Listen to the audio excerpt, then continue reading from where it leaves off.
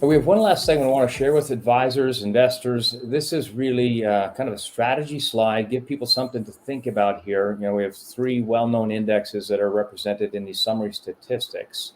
And it's a comparison of these key summary statistics across the OGIG index, NASDAQ 100 index, and the tech select sector index. Just summarizing some points, the OGIG index has a 75% active share, meaning differentiation, different stocks and weightings than the other two indexes. It has a valuation that is actually lower on a price to sales basis, with almost double the revenue growth. And when you look at valuation potential upside, just going back to pre-COVID levels, pre-COVID price to sales ratios, the OGIG index would be up 37% when it gets back to those levels, whereas the NASDAQ 100 index and the tech sector index are actually already at about the same price to sales ratios that they had prior to COVID.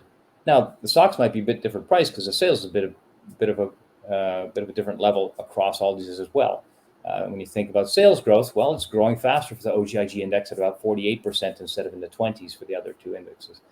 And the forward revenue growth, again, OGIG almost double the forward revenue growth of the other two indexes.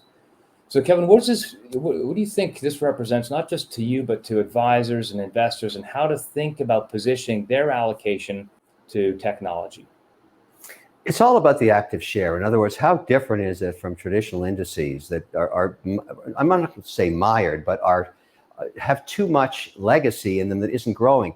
Because the economy changes quickly, as evidenced by what happened over just 36 months during the pandemic period, the companies that emerge out of that, so many of these companies indexed in OGIG were names that you didn't know prior to the pandemic. But this massive shock, this digitization, this cloud-based servicing, this entire move direct to consumer all around the world is reflected in OGIG, which is essentially an index that captures growth in the new economy. That's basically what this information tells you. And so it doesn't have to be the only indice you own, but its active share tells you you should own some of it because it's so different than so many of the legacy indices that don't capture the growth we've been talking about. It's about the growth, it's about the new economy, and it's about the size of these companies, their balance sheets, and their quarter over quarter growth rates that are just extraordinary. You don't see this anywhere else.